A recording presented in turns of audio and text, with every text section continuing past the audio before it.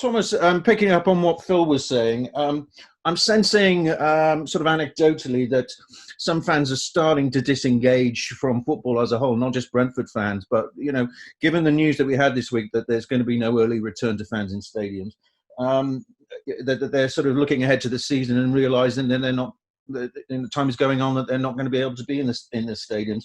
Are you concerned that the fans might start to turn off both literally and psychologically with 40 plus games still to go and no early indication when they'll be able to watch it in person?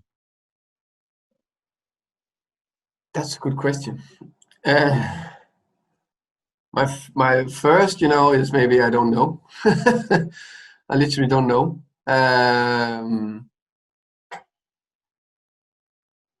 I think that they will miss it. They will miss it so much that they will be even more excited when we are allowed to get back into the stadium. And because that's going to be in different levels, it's not going to be a fully open stadium at the first day.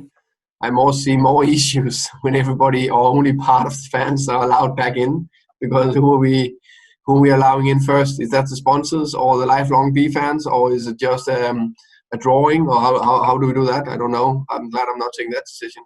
I have enough difficult decision to make about my squad.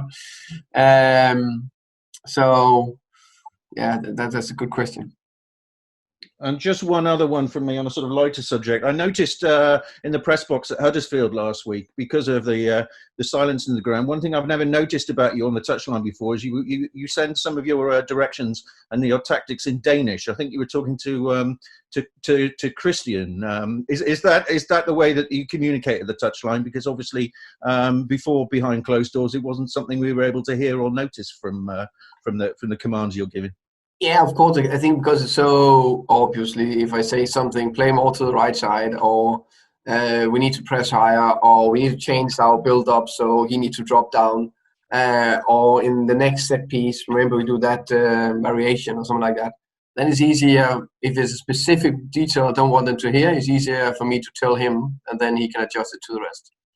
So it's a bit of a secret code, if you like, between the Danish players and the head coach. Yeah, let's call that. That'll be nice. I think I can speak to Henrik, Christian, Emmy, and Pontus, because Pontus understands Danish as well.